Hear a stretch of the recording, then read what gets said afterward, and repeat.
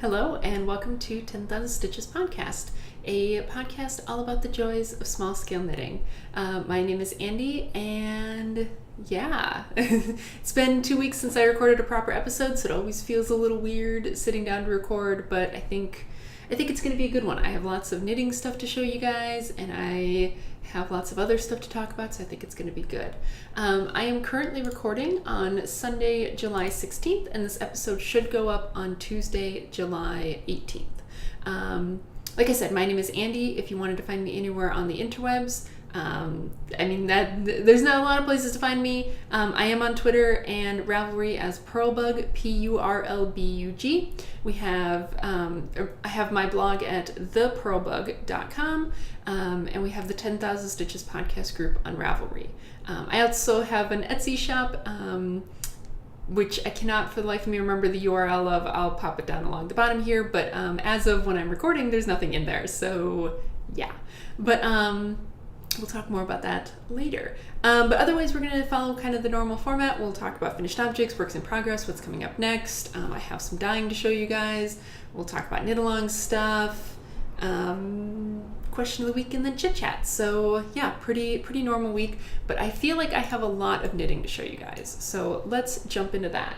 And I have 2 finished objects to show you guys. One of which I don't think I've shown it to you as a finished object.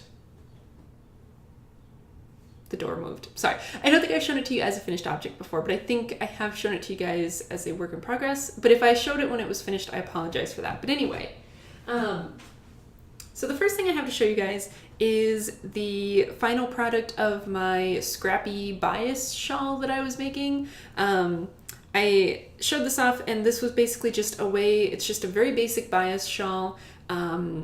Made in the normal sort of way that you do it, where you increase on one edge on every row and decrease on the other edge every other row.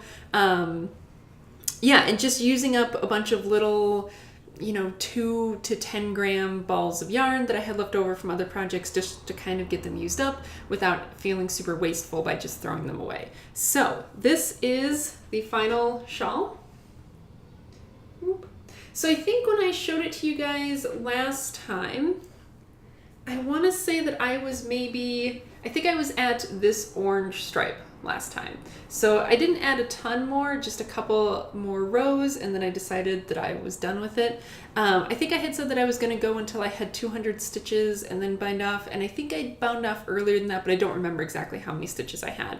But you can see it's basically just garter all the way, except for this sort of very last panel where I just did this like mesh lace just because I was getting bored, and I was like, what the heck, why not? Let's add a little detail to the edge. And then I did I think I bound off then just in this other color. So yeah, the time that I showed this before, I went through what I had used all of these different things for, so I won't do that again. I'll just cover these last couple. So this is a Cascade Heritage sock yarn in a silver color, and this I used for the Longing for Spring socks that I wound up giving to my mom. This is Knit Picks, I think it's like a hand-painted Knit Picks stroll, I think, and this is in the Northern Lights colorway, and this one I used to make a pair of socks for Wesley's mom, just a vanilla pair of socks. This, again, is the same yarn as here, and it's what I used to make Wesley's mother's cat hat out of, and then the color that I used to bind off was a repeat of this color, which is what I used to make my poly. So yeah, that's that. It's pretty big. As you can see, I still haven't woven in the ends. I meant to do that. Like, I brought it home once I finished it because I was working on it at work, and I was like, okay, I'm gonna block it first, or well, not really block, like wash and dry it first, and then I'll weave in the ends, and then I just didn't want to, so I just haven't yet, but I will soon. But as you can see, it's plenty big. It's nice and big enough to kind of, be able to wear around my neck, and yeah, I'm just super excited about it. It's, I made a very conscious choice to only use up in this my leftovers that were like mostly merino nylon blends rather than like the BFL or some of the more, rustic German sort of sock yarns. I made a very conscious choice to use softer yarns for this so that it would be very nice to wear around my neck. And yeah, I'm excited for the weather to get colder so that I can wear it a little bit more. So that's that. must free myself. Ugh. So that's finished object number 1. And then finished object number 2 is actually another shawl. So this one, if you watched the vlog that I posted this past week, you would have seen the start of this one, but otherwise I haven't shown it on the podcast. So this is the shawl that I was making with that sock blank that I got at the Powhatan Festival of Fiber, and this is how it came out. So again, it's just another garter stitch shawl, you know, it's vaguely triangular, but it's definitely longer than it is tall. And I had talked about how I was planning to make this. This is sort of a pattern of my own design where the garter ridges, as you can see, run vertically rather than on the bias like the last shawl, because I like the bias shawl. It's nice because it's easy to do, but I wanted something that would be just as easy but wouldn't be asymmetrical, because bias shawls, I think there is a way to make them symmetrical, but they are sort of inherently asymmetric, versus I wanted this one to be symmetric. So key features is I did this very nice I-cord edging.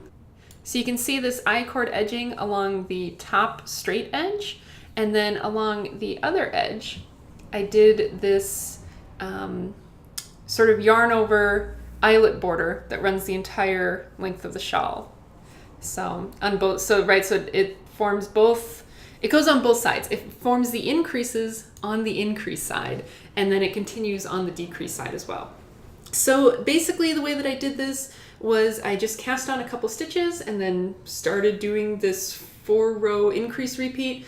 And then I kept going until I had used half of my yarn. And because I was working on this at work, I had a scale right there so I could cut it pretty close. And then once I'd hit half of my yarn, which happened to be kind of right at that transition between the pink and the yellow, then I started doing a 4-row decrease repeat until I ran out of stitches at the end. And yeah, so again, very nice and long, very nice and soft. I like to wear these shawls sort of like this, so I think it will be like a perfect sort of neck warmer that isn't too big or too poofy for once it gets a little bit colder. And because it's got all these colors in it, I think it will really accent my wardrobe really well, since I wear a lot of blacks and grays. I know that's surprising given how bright my shirt is today, but normally my wardrobe is pretty muted, so I think it will work really well with adding a little pop of color to that. And yeah, this is actually only the second sock yarn I've ever knit with that has stellina in it. I don't know if I'll be able to, let's see if I can get it to focus close enough so you guys can see that. So it's not really showing up super well. You can see a little bit of it. It's much more dramatic in person. It's just, I think it's that I don't have enough light hitting it directly right now for you guys to be able to see it very well. But anyway, there is stellina in this. It's a silver toned stellina, which I prefer. I don't tend to like gold toned things, but I'm overall not super impressed with this stellina because it doesn't seem to be very tightly woven into the yarn. I know on one of the Yarn to Table podcasts, I think Celeste was talking about this. She had just started knitting with a yarn that had stellina in it, and she was commenting on how well it seemed to be kind of plied in with the yarn, versus this I feel like is sort of the opposite, where a lot of it sort of sticks out. And I just feel like with this yarn, just with how beautifully dyed it is, I feel like the stellina doesn't add that much to it. I bought this not because it was sparkly, but because I loved these colors, and I feel like I could take or leave the stellina in it. But that's just me, and it definitely doesn't detract from it, but I'm not entirely sure that it adds anything. But yeah, so that's that. Like I said, I sort of designed this. I say designed very loosely because there's not much to it. But I sort of came up with the pattern for this myself. I do have details for how I did it on my Ravelry page for this project, so I will link that in the notes. Totally forgot to mention that. If you're looking for notes to anything that I mentioned today, patterns, shops, anything like that, everything will be linked below the video if you're watching on the blog or the Ravelry thread for this episode. All the links will be embedded below the video. If you are watching on YouTube, down in the description bar there will be a link to the blog post for this episode. You can go there and then find all the links below the video. Okay, but anyway, I will link to my project page for this, but I am also planning on writing up a proper pattern, once I get some photographs and stuff taken, because I just finished this yesterday morning, and then we had a busy day yesterday, so I haven't taken photographs of it yet. But once I get photographs taken, I will, write up a proper pattern, and I'll probably just put it on my blog for free for people to do if they want to knit it. But I'll let you guys know. That might happen by next weekend. So if it does, I will let you guys know about that. But yeah, I am just pleased as punch with this, and I definitely would do this again because I think it is just the perfect sort of mindless, simple shawl pattern that is perfect for showing off a beautiful yarn, right? Like this is not about the knitting, technique or anything. Like it's basically just meant to provide some form for the yarn to just speak for itself. And that's what I really like about it. Plus, I know I'm tooting my own horn here because I just think that this is such a brilliant way to make a shawl. So this is the side that I started out at. So you cast on, I think I cast on 4 stitches to start, right? So it's a small cast on, which I hate casting on. I absolutely hate long cast-ons, which we'll get to in a second with one of my works in progress to show you guys. But I hate long cast-ons. So you only cast on 4 stitches, so super easy. And then the other thing that usually drives me nuts about shawls is typically you wind up binding off along the entire long outside edge of a shawl. And so your bind-offs can be like hundreds of stitches, and it just is exhausting to bind off. The nice thing about this, right, so you start with a tiny cast-on, you increase, and then you hit your point, you turn around, you start decreasing, and then at the end, you only have I think 5 stitches to bind off. So tiny cast on, tiny bind off, nice, neat top edge. I mean, what more could you ask for, right? I think it's awesome. So I would definitely make one of these again. So yeah, that's that, and that's it for my finished objects. So let's see, where am I with recording time? So let's talk next about works in progress. I have 2 works in progress to show you guys, and one of them, again, if you watched the vlog that I posted, you would have already seen the very beginning of, so I'll start with that one. So this is my sock head cowl, and I forget who did this pattern, but it's the same person who did the slouchy sock head hat. And basically, the whole point of it is that, it's for sock yarns that, again, are too nice to want to hide in your shoes, right? Sock yarns that you really want to show off, up around your head, similar to the shawl that I made. And so the slouchy sock head hat is basically just, a big tube that you close off on one end. The cowl is even easier because it's just a tube. And so you do 4 rows of ribbing, and then you just knit and stockinette stitch until you are done doing that, and then you do another 4 rows, 4 inches of ribbing, and then you do another 4 inches of ribbing at the end, and that's it. And it's a nice, neck warmer. And I really love neck warmers because I just find scarves to be really fiddly. Granted, I don't really wear that many scarves here in Richmond because even the winters are not that cold. But, back in the Midwest, I really preferred things like neck warmers because, there was no risk that it was going to get caught or that it was going to fall off, or that it was going to wind up too tight and then just slowly choke you the whole time you were wearing it. You just plopped it on and then it just stayed on your neck. And I really like that.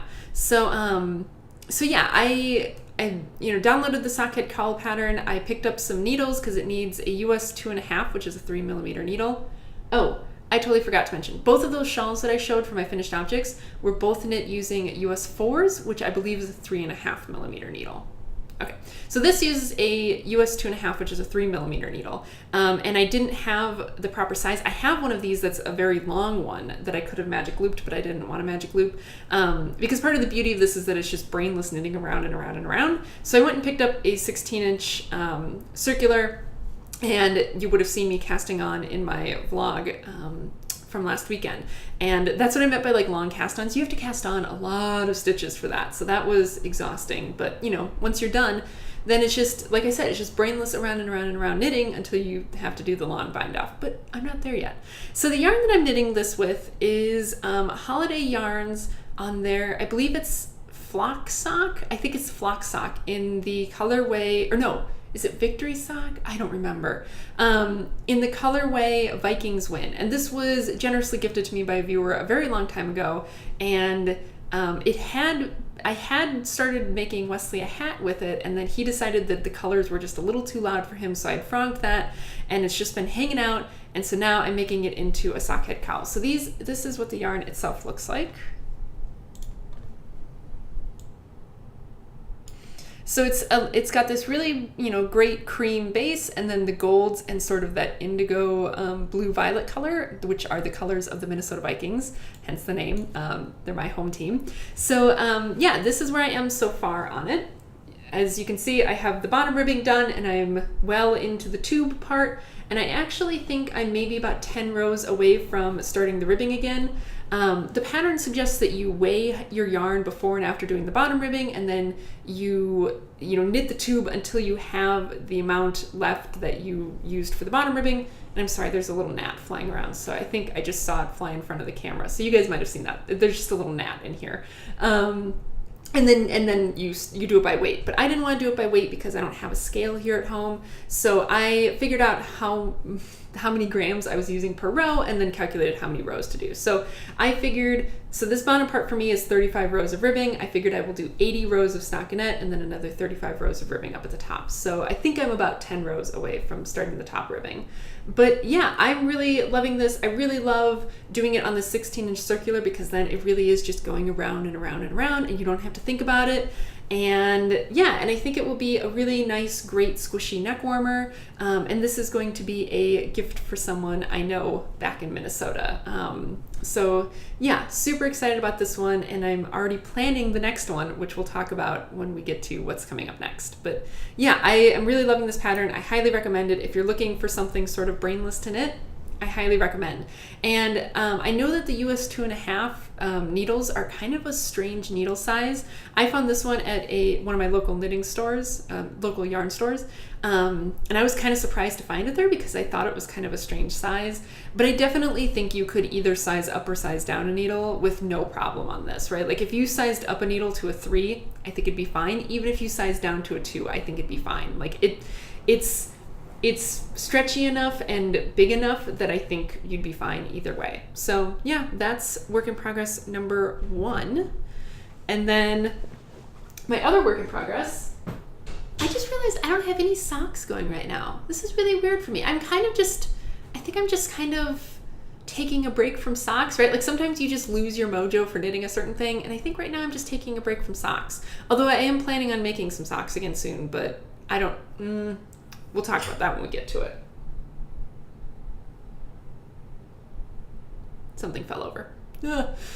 I swear I feel like my apartment is haunted because things are constantly falling over, but it's really just that I'm a slob and things are constantly falling over.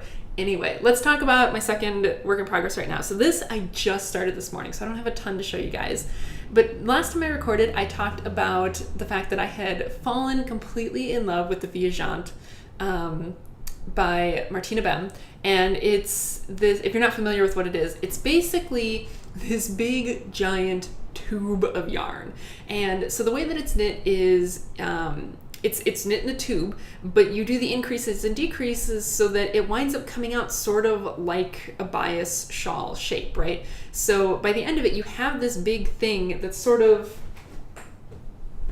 a similar shape to this, except that it's a tube and then one end is open, right? So like this end, let's say, would be your closed up end, or it's not actually closed up, it's open, right? And then you'd have this big tube, and then this side here would be open. So you can either, kind of fold it flat onto itself, like flatten out the tube, and then you can wear it just like you would wear one of these. Or the way a lot of people wear it, because it's so big and dramatic, is they open up the bottom end of the tube and then you kind of like pull it over your head, and then you have this really dramatic like cape poncho sort of thing. I think the last time I recorded, I put in a picture of someone wearing it like that, so that, you've probably already seen that. But anyway, I fell completely in love with this because it was just sort of the dramatic statement piece that I could really see working with the idealized version of my wardrobe, which again is very sort of basic and plain and really lends itself to then having those occasional statement pieces. And so I completely fell in love with it, and I don't know if I had done this yet at the time that I recorded last, but I dyed up a whole bunch of yarn before ever buying the pattern or anything. I dyed up a bunch of yarn for it because I was like, this just needs to happen, and if I dye the yarn, I will ensure that I will cast this thing on.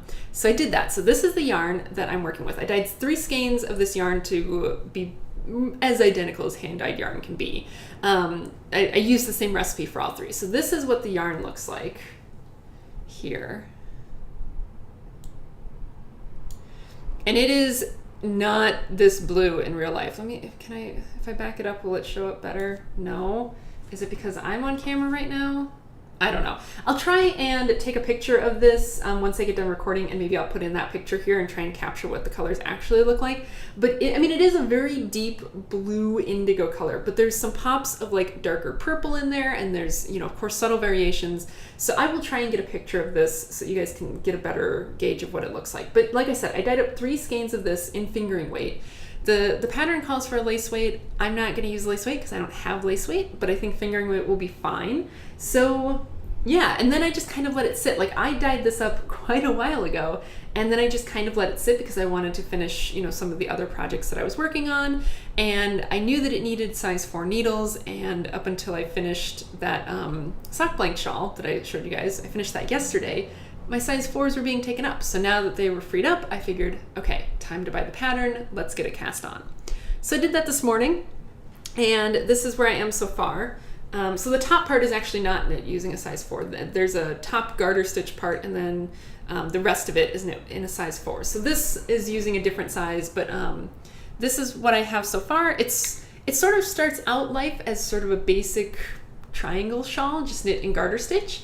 And then, you join it to become the tube later on. So again, it's not capturing the colors correctly, but this is what it looks like. I just think it's going to be a great color. I think this color works well with my skin and my hair color. I guess this would be a better. I just think this blue is very wearable for me, and so I am just super excited to have this giant tube of this shade of blue. So yeah, I know there's not much to show for it right now. Hopefully by the time I record again, I will at least have joined it into the tube and I can show you guys that. But yeah, that's so far, and I'm just so in love with it already, and I think that this is definitely going to be one of those ones where, I want the product, right? I've discussed before that I am definitely a product knitter, and in this case, I want the product because I can see where it fits into my wardrobe, but I also think that this will be an enjoyable process knit because I just love the yarn so much. And I was telling Wesley this morning that, I know it's sort of tooting my own horn, and it's a little bit uncouth, but like sometimes I'm just really impressed with the yarn that I dye up myself, and this is one of those times where it's like I'm just so in love with it, and I think I'm really going to enjoy knitting my way through this thing, just being able to use this yarn. But yeah, I feel like I've been doing a lot of sort of that kind of knitting lately, where it's not so much process knits in that like, oh, I just so love, the knitting part of it, but I'm knitting because I'm really enjoying the yarn, not so much the pattern. And so I'm really like sculpting the yarn into something that lets it shine to its truest potential. Like that's definitely how I felt with this shawl. Like I said, right, this is just letting the yarn speak and becoming something beautiful. And I've really been feeling like that's maybe where I've been focused with my knitting lately. And that's okay, right? We all go through phases with our knitting, and that seems to be the phase that I'm in right now, where it's a little bit less practical and a little bit more whimsical, and whimsical, I guess, is the way I'm gonna put it. But yeah, that's what I have going right now. I'm going to be working on the Viajante when I'm at home because it's going to become a very big piece very quickly. And then I'm going to be taking the sock head cowl with me to work because, like I said, that's just round and round and round and round. I don't have to think about it too hard. So it's like the perfect thing to take to work for when I just have a couple minutes and I want to spend a little bit of time knitting. But yeah, that is the current works in progress. So let's talk really quick about what's coming up next. Let's see. What is coming up next? So the Viajante is going to take a while. So that's going to be my at-home project for quite a while. So I'm not really planning anything next for my at-home project just because I want to focus on that and I don't want to be like rushing to do something else. But as you guys saw, the sock head cowl that I have, like I said, I'm about 10 rows, I think, from starting the top ribbing, and then that top ribbing isn't very long. So I will probably finish that up. Depending on how slow work is, I'll probably finish it up this next week. So I want to plan, kind of the next thing to work on at work, and surprise, surprise, it's going to be another sock head cowl because, like I said, I just think it's the perfect pattern, to do at work, and it's again one of those perfect patterns to kind of use up some yarn that I've been hanging on to where it's like, it's so beautiful, but I don't know what it wants to be because it feels like the yarn just wants to speak for itself. So I have a couple skeins of that kind of yarn.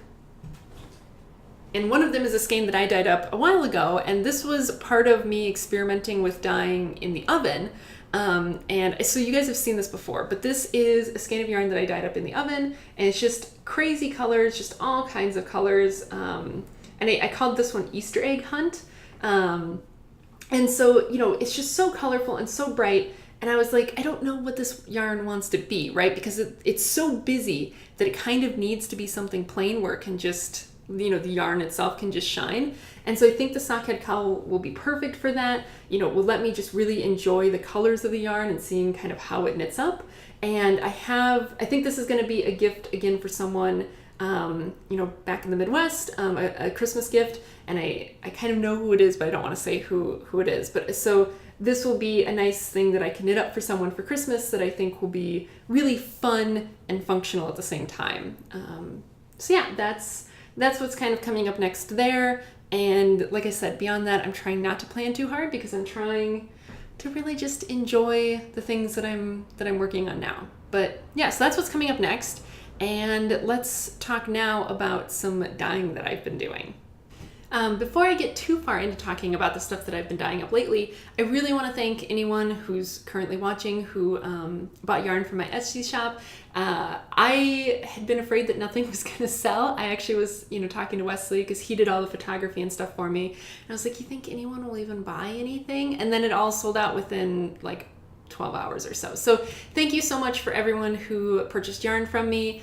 As of this very moment, all of them except for one, I think, has been delivered to the people who bought it. So yeah, it really means a lot to me. And it really was nice because, you know, I've talked about this before, but like I really love dyeing, and I find the creative expression of it just to be very liberating and very freeing and very fun for me.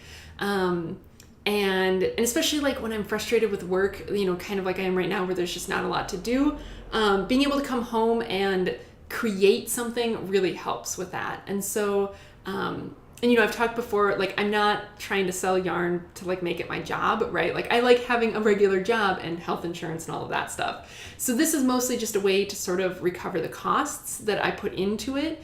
And also just because I can't, like if I knew that I had to use all the yarn that I dyed up, I wouldn't be able to really, you know, follow that whimsy.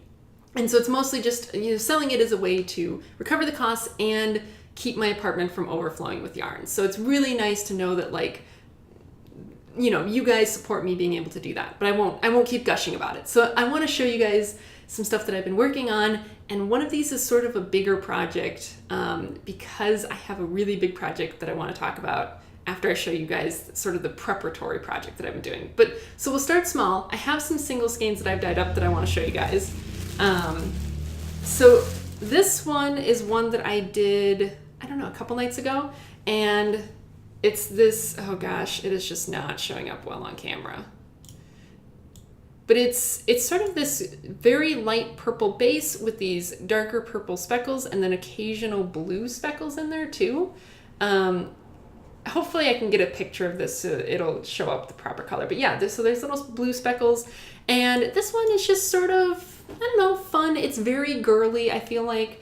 So yeah, I like this one. It was not what I was necessarily going for when I put it into the pot, but you know, sometimes you get things that don't come out the way you expect, but they still, I find, always look really good in an unexpected way.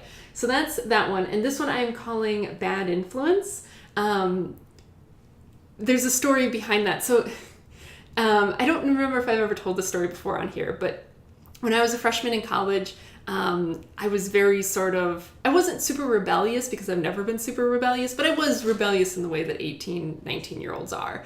And so at one point during my freshman year of undergrad, I dyed my hair blue, like a temporary blue, but I dyed my hair bright blue. And it just happened to be the weekend that like one of my friends' mom or her parents or something were visiting us, you know, in our wing in the dorm. And my hair was bright blue. And so I became known as the girl with the blue hair, even though that was like literally the only time I'd ever dyed my hair blue. It was not a normal thing, but to these people, I became known as the girl with the blue hair. So that's, for whatever reason, that's what this made me think of. And so that's why it's called Bad Influence. So yeah. And then I have 2 other single skeins that are not wound, like they're not wound up like this because they're still drying. Like I just dyed them last night, but they're dry enough for me to be able to handle and show you guys. So I will grab those. Also, you guys will notice this when I show you some of these other skeins, but I feel like my skein winding abilities have improved greatly. And that is because I watched the Wool Needles Hands podcast, and I really like, I think her name's Taylor. I'm gonna feel horrible if I'm wrong about that, but I think it's Taylor. She also recently opened her own yarn shop and is selling some yarn, really beautiful. And she's been recording these vlogs sort of about the process of learning to dye yarn and opening up this shop, and it's been really interesting to watch, kind of as someone who also has been through this process of like trying to learn how to dye yarn and produce good yarn. And she was showing on one of her vlogs, she was showing herself winding yarn up into a skein. And the way she showed it just totally made sense in my brain. And now I seem to be getting really good results every time. So thank you, Taylor. You have helped me with something that I've been hardcore struggling with for a while, as anyone who's been watching this podcast will know. But anyway, let me grab those other skeins of yarn so I can show you guys. Okay, so this is the first one. Let's see if I want you guys to really be able to see this. So this is the first one, and this is sort of similar to this one, but different in that, right, so it's kind of that, again, light purple sort of base with some darker purples and some blues, but this one also has these big splotches of red in it. You can see there the red speckling kind of going through it, and so it's very sort of random. Again, another big red speckle there, big blue speckle there. So it's sort of random like that. And this one I am calling This Ain't a Fairy Tale, because it's sort of those princessy sort of colors, and then the red. Just I don't want to say it makes me think of blood, but it definitely makes me think of, like, it's a little bit jarring, you know, with those pretty pastels. And so I don't know, for whatever reason, the name that came to me was This Ain't a Fairy Tale for this one. So that's that one. And then the other one. So if you guys remember, I showed off that wet sand colorway where I had my first success at getting brown yarn. And I mentioned that it seemed like the key thing for getting brown yarn, at least if you're dyeing with Kool-Aid, which is what I was doing, is mixing equal parts orange and grape.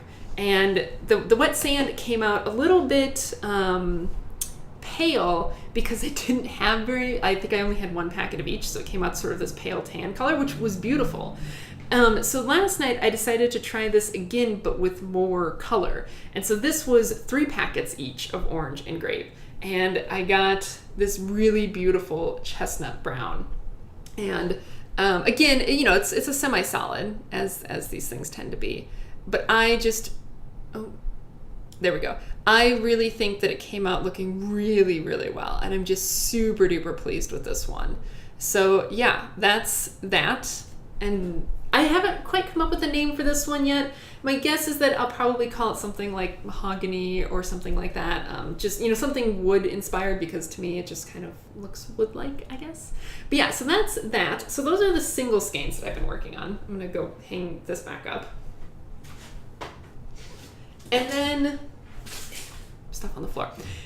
Then the other thing that I've been working on is this sort of bigger project that I got in my head. And so I got in my head that I wanted to do a 10 color gradient.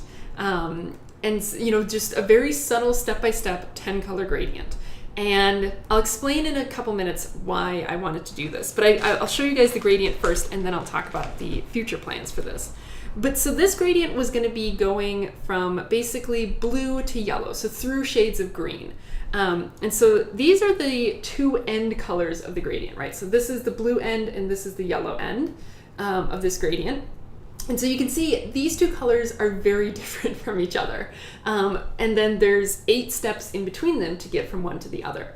And so the colors, I just finished up dyeing the last 2 last night that are on the yellow end. So they are not quite dry yet, and I haven't wound them up yet. So I won't be able to show you the whole 10 color gradient, but I don't think I'd be able to hold all 10 together anyway to make it look nice. So I'm only going to show you the 5 that go from the blue end through the halfway point. And you'll be able to see kind of what I was able to do, and I'm really pleased with it. I think it looks great.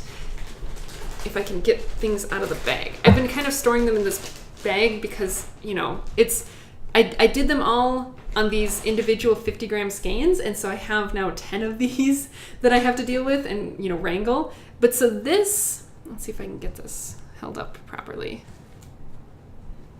This is the 5 colors on the blue end. And I really am pleased with it. I think it looks really good. I think each individual step is very subtle. But then, you know, you go through this huge range of colors like you saw from one end point to the other. And I guess I can even show you sort of what the middle 5 look like, because I have those here as well. Or well, let's look at 6 in a row. So then this is getting towards the yellow end of things. So you can see sort of how that looks. So I am just really, really pleased with this. And yeah, so let's talk a little bit. Well, okay, so with this gradient, kind of what my plans are is obviously I don't need 10 skeins, 10 50 gram skeins of this. I don't know what I would do with it, right? Like that was not the point of it. The point was to see if I could get this subtle gradient. So I think what I'm gonna do with this is once the other 2 are dry, I'm gonna, you know, photograph all of them together, you know, sort of this very nice, you know, line of these skeins. And then I think I'm going to wind them off into 10 gram balls. Sorry, I had to do some mental math. 10 gram balls, right? So each of these is 50 grams, so that will produce 5 10 gram balls from each. And so then I will have 5 100 gram gradient sets where each one has the 10 gram balls, and I'll have 5 of those sets, if that makes sense. And I'm gonna keep one of the sets for myself, and then I will probably sell the other 4 sets to raise capital for this other big plan that this was in preparation for. So I'm gonna grab a drink of water really quick. I have to go to the bathroom too. So I'm gonna pause for a second and pull my thoughts together, and then we'll be right back and I will talk about the big plans that are coming up. All right, refreshed and ready to go. Also, when I stepped out into the rest of the apartment, I currently have a pork shoulder in the oven cooking because it needs to cook for a really long time at a low heat. And I like got the whiff of that and I was like, delicious. So that's nice. Except that's not dinner for tonight. We have leftovers for dinner tonight, but whatever. Anyway, let's talk about this dyeing thing. So the reason that I embarked on this project to dye this gradient was because I wanted to test out 2 things. I wanted to see if I could do the gradient, and I wanted to test out the method that I was using to do the gradient. And the reason that I wanted to do this was because I want to make an advent calendar. I want to make a sock yarn advent calendar. You know, if you've been watching for a long time, you know that I sort of did this last year where I sort of made my own advent calendar for myself using up some scrap yarn. And that was really fun, and I really enjoyed that. And, you know, last year, of course, was the first year that I kind of paid attention to this, you know, in the greater knitting world in general. And, you know, I was watching some people's Vlogmases and stuff, and I saw people doing these sock yarn advent calendars that they had like bought from Etsy sellers. And sort of my general impression, or you know, the Opal advent calendar, and sort of my general impression of that is that these advent calendars are meant to produce these sort of scrappy socks, which was fine. Like I enjoyed the scrappy socks that I made, and it's nice. But and I think that the reason that this happens is, and of course I don't want to make too many assumptions, but when I think the reason that this happens, you know, both with Opal and with like independent yarn dyers, right, is that they are producing these colorways sort of as part of their normal line, and then so they already have all these skeins of, you know, these colorways. And so the easiest way then to make an advent calendar, if you already have stock of different colorways, is just to mix and match the colorways you already have, and you produce this sort of scrappy sock pattern, which I think is why people do it that way. But for me, I'm starting from scratch, right? Like any yarn that I sell is kind of one-offs, and so you know, I'm starting from scratch. So I thought about like, if I am starting from scratch and designing my dream advent calendar, what does it look like? And, you know, because I've already done the scrappy thing, my thought then is that I would like an advent calendar that is very intentional and meticulously put together, right? Like I don't want socks that necessarily are scrappy. Like I want socks that look like they weren't necessarily made as advent socks, but could have been made any time of year. And I want the choices, the color choices, and sort of the way that the yarns play together. I just want it to be very meticulous and intentionally designed to produce a beautiful pair of socks. And I thought about it, and like I even want it to be beautiful whether I'm, you know, each day, whether I'm splitting it in half to do 2 socks concurrently or 2 at a time or whatever, or if I do what I did last year where like each day I knit all of that one color into the current sock that I'm working on, right? So then the first half goes in the first sock and the second half goes in the second sock, right? Even then I want it to still look beautiful and like it was really planned to be a certain way. So that was my thought when I was thinking about like, what does my ideal advent calendar look like? And so I think what I want to do is I want to play with gradients for this advent calendar, which is why I was practicing dyeing a gradient on all these different skeins of yarn. So once I kind of knew that like, okay, this is going to work and it's, you know, a subtle enough change that especially if you're doing stripes, like it will look great. I already picked out the colors that I want to do for the gradient. And I've already really thought through like, how am I going to do this? And because, you know, it would be silly to do it just for myself, you know, dyeing up, you know, like a bunch of mini skeins for myself just seems like a waste of time. I'm going to do it similar to the way that I dyed, you know, this gradient here, where I'm going to dye entire skeins and I will wind off, you know, 1 5-gram ball from each for myself, and then I will just sell the rest of them. But of course that means that I have to have it ready before Advent because people want to do it during Advent. So, you know, it might seem like, oh, well, it's July. Why are you thinking about this already? But, you know, for me, starting from scratch, this is something that I have to start thinking about right now if I want to make it available to other people, because I have to get all the yarn, and it's a not insignificant amount of yarn to get, because I have, you know, also other ideas about like how I want to do heels, cuffs, and toes and all of that stuff. So it's like, okay, well, I have to source all of the yarn. Then I have to dye all of the yarn, you know, in these sort of meticulously planned out gradients, which again, I already have planned out, but it takes time, right? And space, and I don't have an infinite amount of either of those. So, you know, it requires me to plan out further ahead. And then it's stuff like even how am I going to package it, you know, and I sort of have this idea in my head of how I want it to be packaged, even down to like, when you pull it out of the shipping box, right? Like, and you open up this package that has your advent calendar in it, how I want it to look when you first open it, how I want everything to be laid out and how I want everything to be contained. Like I have this picture in my head that is just so beautifully planned out, and to make it all happen the way that I want it to, it means that I have to start thinking about it right now. So like I said, that's part of, you know, with these gradient sets, which is down here, this gradient set that I dyed up, the couple of them that I'm going to sell off, that's part of raising capital for creating these beautiful advent calendars. Because I want it to be perfect. I want it to be exactly the way that it is in my head.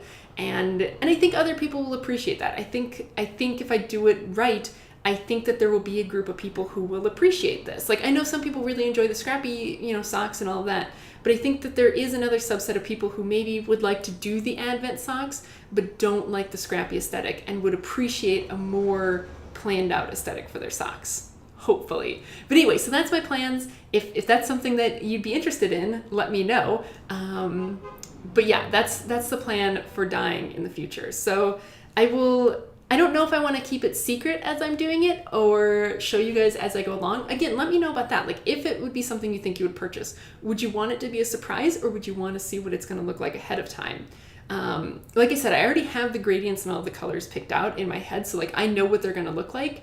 And so I can say at this point, like they're going to be gender neutral, in that like there's no pinks or purples or anything in there. Like it's going to be gender neutral colors. But I don't necessarily want to say too much beyond that because I don't know if people want it to be a surprise. So let me know what you think about that. But yeah, so that's the plans with dyeing for the near future. And I'm just super excited about it. I don't know. I'm just super excited about this gradient and how it came out. And yeah, I couldn't be happier about it. So yeah, that's that. So let's talk about the knit along. I don't think there's any finished objects yet. I don't think so. Or maybe there's like 1 or 2, I forget. But yeah, so we are, like I said, about halfway through July, so you still have a month and a half to get in. As a reminder, the theme for this knit along is green or lace. So yeah, knit up all the green and all the lace things. But otherwise, there's not a ton to talk about for that yet either. So we'll move on from that. Question of the week. I don't have one ready. I didn't think this through ahead of time. Yeah, I got nothing. I guess question of the week, right? Give me feedback on what you think about like advent calendars, even if you're not the kind of person who would necessarily do one. Give me feedback on what your perfect sock advent calendar would be. There we go. Right? I sort of described what mine would be like. What would yours be? Or if you've already purchased it, describe what it was like, right? If you bought maybe someone's advent calendar last year and you're like, this was exactly what I wanted, describe what it was like. Let me know what your perfect advent calendar is. Yeah, and I would just be curious to hear, because, you know, we all kind of have our perfect ideas for what things would be in our own heads. And, you know, sometimes it translates to another person and sometimes it doesn't. So I'd be curious to hear about that. But I think that's going to be it for the knitting stuff. I feel like I've been talking forever, so I apologize if this is already a really long episode. I think I'm just full of thoughts and ideas and stuff like that. And yeah. So that's going to be it for the knitting stuff. So if that's all you were here for, thank you very much for hanging out with me, and I'll see you again next time. If you want to hang around for the chit chat, let's do that. So this week for the chit chat, it's not just going to be like, oh, what have I been up to this past week? Because I haven't been up to much. I've been going to work and stuff. So this week for the chit chat, I thought I would talk about some things that have been on my mind for the past week, inspired by just, you know, life in general and sort of the one thing that did happen this past week. So if you watched my last vlog, you would have seen what we got up to last weekend. Otherwise, the last week was pretty boring, except we finally came to a resolution about the car situation. So the car was totaled. Wah, wah. You know, my understanding, right, so we had to go up on Wednesday, sometime in the middle of the week. We had to go up to the body shop and kind of collect the last couple things that were in it, and that was the point when we actually got to see the extent of the damage on it, because, you know, there can be so much damage on a car that's like hidden inside that you don't ever see. So like that's how, you know, something that can seem minor can be a lot of damage on your car. So, you know, when we went up and saw it, they had actually taken out the back seats. As when they were, you know, starting repairs, they took out the back seats. And then the problem was once they took out the back seats, then of course you can see the floor or whatever, the bottom of the car. And then they could see that the bottom of the car was all buckled. Like it should have been nice and smooth. These pieces should have been nice and smooth. And instead you could see that they had been crumpled a little bit. And that is a lot of structural damage on top of all of the sort of exterior structural damage as well. And at that point it just pushed it over, you know, the cost wise. So then they totaled the car. So yeah, so I mean, it's a bummer, but like something like that that's a lot of damage. And it's something that, you know, yes, of course we would assume that the body shop would have fixed it properly, but like, it's just, you know, at what point does it become unsafe to drive a car that's been that damaged? I don't know. But, you know, I think once we knew that much damage had been done, we both just felt a little bit better that yeah, they totaled it. Unfortunately, you know, it's now been, well, as of as of tomorrow, as of the 17th, it will have been 2 months since the car was towed to the body shop, right? Not 2 months since it got hit, but 2 months since it got towed. So it's like you couldn't have figured this out sooner, but whatever, right? We're not going to get into that. So yeah, so once we figured out that the car was totaled, you know, then it was like, okay, well now what do we do? And basically, you know, we kind of had 3 options on what to do now going forward in terms of having a car, right? We could either, Wesley and I could buy a car together, right? We could go halvesies on a car and get a car together as a joint car between the two of us. He could buy another car, because the car was technically his, but we shared it. Or I could buy another car, right? And a lot of it just came down to like, who's the one paying for this? And whose car is it going to be? Us buying a car as a joint car is not a good idea for us at this moment, and I will hopefully be able to talk about that in the future, but just certain circumstances in life are making that not such a good idea at the moment. So it kind of left it down to like, okay, does he get another car or do I get another car? And kind of what I mean by that is like, who picks the car, right? So Wesley is looking at a lot of jobs right now, and not all of them are in Richmond. And so, if I got a car, right, obviously we would share it while he is still here. And then if he got a job somewhere else, then the car would stay with me because it would be my car, and then he would get another car wherever he goes. Or vice versa if it was his car, right? If it was his car, we would share it while we're both here. And then if he got a job somewhere else, he would take it, and then I would be left without a car, right? So that's sort of where it came down to. And, I don't like the idea of car ownership. I gave up my car when we moved out here. I left it back in Minnesota, so we would only have one car. And so, to me, there's just a lot of hassle that comes with car ownership, right? There's the cost of the car itself, and then there's maintenance, and like here in Virginia, you have to get your car inspected every year. There's insurance. There's just all these hassles that come with having a car. Plus then what happens if it gets hit like we've been experiencing. So for me, the idea of me buying a car is something that I just really don't want to do. And, I started looking at like, what do used cars cost? Because I don't really have any need for a new car. And even used cars are a little bit more expensive than what I want to get something that's reliable and doesn't have a ton of miles on it and all of that stuff. So I kind of decided that it was just not necessarily the best idea for me to be getting a new car right now, especially because I want to be aggressively paying off my student loans. It just doesn't make sense for me to be splitting that energy between a car and student loans. So then, we went yesterday actually to peruse some cars if Wesley wanted to get a new car. We kind of were talking about it, and we just decided that like, it doesn't make sense for either of us to get a new car right now. Like, it doesn't make sense for us to have a car right now because, like I said, it's been 2 months, well, more than 2 months now that we've been without a car, and we've been doing fine. There's Uber, so if it's a short trip, we can Uber.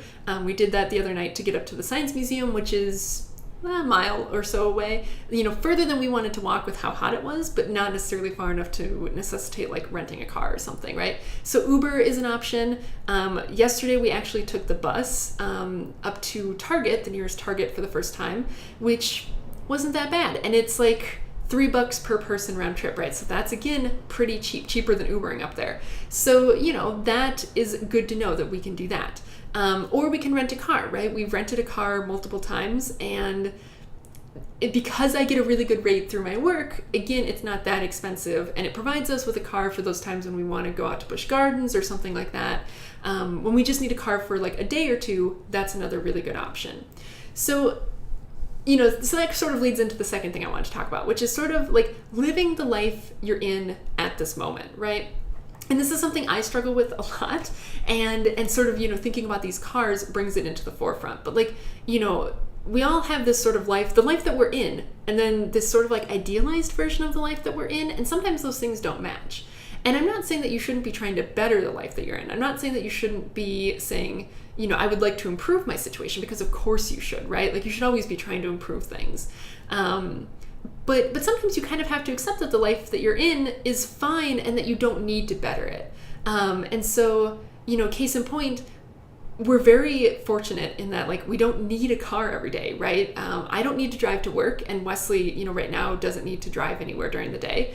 And so, we're lucky that we don't need to have a car right now. So why would we take on all of the hassle and all of the cost of having a car if the life that we're currently in doesn't need it?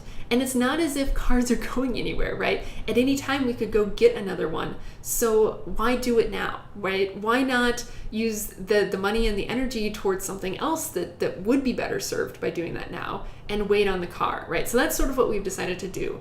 And I feel like this principle can come in with things, smaller than cars, right? And this is going to sound super trivial and super stupid, but this is another case where this has been rearing its head in my life, is, right, so I don't want to, get into gender stereotypes, but a lot of women have multiple purses, right? There's a lot of women who really love purses and having purses, and I am not one of those people. I hate purse shopping. I absolutely hate it. Because I'm very particular about what I want. Like, I currently am on the hunt for a new purse, and like, I have this list of all these things that I want, and it is almost impossible to find a purse that has all those things. And I refuse to buy purses that don't have all those things, right? So it winds up being that I will go years and years and years without buying a purse. And, I'll use sort of substandard purses until I, find the perfect one, right? and then I'm willing to invest a decent amount of money in the perfect one. But I do not like buying purses. But I have this image of myself where, like, so the reason that I don't need a purse is because I don't drive to work, obviously. And so most of the time I bring a backpack with me to work because, I'm walking roughly a mile to get to my office. And if I have to bring my lunch or anything else like that, I would much rather be carrying it in a backpack that evenly distributes the weight than in a bag that sits on one shoulder and is going to screw up my posture. So, that's the life that I'm in, right? The life that I'm in says that I'm basically a Sherpa who schleps a bunch of stuff to work every day. And this is my life. And the fact is that's not going to change anytime soon. And yet I have this image in my head of finding this perfect shoulder bag, this really great purse that I could use to bring to work. And the reality of it is that I have, crossbody bags right now that I could bring to work, and I choose not to because they're uncomfortable. And so it's one of those things where, like, I have to take a step back and say, like, your life right now is not a life where you can bring, a big purse or something with you to work. It doesn't work like that, right? So when you're looking for a new bag, yes, you can find something to replace the little bag that you use when you just, are heading out to the store and you need to put your phone and your keys in something. Yes, by all means, replace that. But don't be looking for something that you could use as a work bag because that's stupid and you don't need it. Like, what you need right now is a nice backpack. So hopefully that makes sense. But so that's sort of, something I've been thinking about lately with the car and with everything like that, just understanding the life that you're currently in and the things that you can and can't change about it and the things that are worth trying to change about it, right? Until the situation changes. So then sort of the last thing I've been thinking about, sort of again, going off of that is like living a very intentional life. And so, we have certain things in our situation right now where we're very lucky, like not needing a car, right? We are very lucky right now that we don't need a car because we've made very intentional choices about the sort of life that we have. Right? When Wesley and I moved out here to Richmond, I didn't have a job at the time. So we wanted to pick a place to live where we knew that one of us could be walking to where they needed to be every day because we were only going to have one car, right? If we only have one car between two people, both people can't be driving the car. And since we didn't know where I was going to be working, we chose to live close to the university because we knew that's where Wesley needed to be every day. So even if I had to drive to work, we knew that Wesley would not need to drive to school every day. And it just so happens that we're lucky enough that I then got a job at the university, and so I now can walk to work every day. But like, this is a very intentional choice that we made, and we live in a very small apartment on a noisy street, and pay, a decent amount of money for it. But it has returned dividends to us, right? The fact is that now we can live without a car, and it's not a big deal, right? So these intentional choices almost always come back to benefit you in the end. It's the same way, I've talked before about sort of the way that I choose clothing, and that I choose a lot of neutrals and a lot of basics and a lot of things that are not very busy. And it's really great because it means that I can mix and match my entire wardrobe. I can have a very small wardrobe and it all still works together, and things like that. And that's been very intentional choices that have definitely seen me with big benefits now. But it's definitely something that I feel like you need to constantly be working on, this sort of intentionality in your life. And I definitely think that lately I have let some like thoughts and actions just steal into my life that I did not choose and be intentional about. And that is something that I want to be working on, right? Like, I've definitely let myself get worried about things that don't need to be worried about, or, stressing out, comparing my life to other people's lives. And like, these are not things that I meant to let into my life, and they're not benefiting me. They are hurting my life. And so, I definitely think that sort of the first step in this was, quitting a lot of social media, like I've talked about before.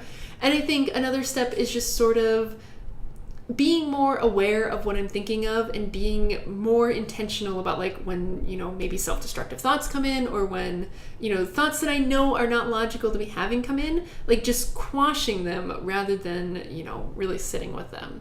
And yeah, I don't know, maybe that got really deep or really weird for a little while, but these are things that I've been thinking about this past week, and, just trying to be, thinking more about how do I choose, what do I let into my life, and what don't I?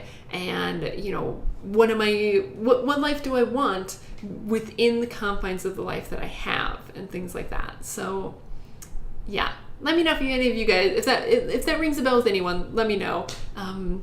Hopefully it wasn't just me. But yeah, so that's that. Yeah, otherwise, like I said, things have been pretty boring. I'm trying to think if there was anything interesting to report from this past week other than the car thing. And then yesterday, like I said, we went up to the mall, or we went up to Target. I think that's about it. It's been boring. Yeah, it's been boring. But yeah, so I think that's gonna be it for me, and I'm gonna go ahead and try and get this edited and all of that stuff done. And yeah, I guess I will see you guys next time. Bye.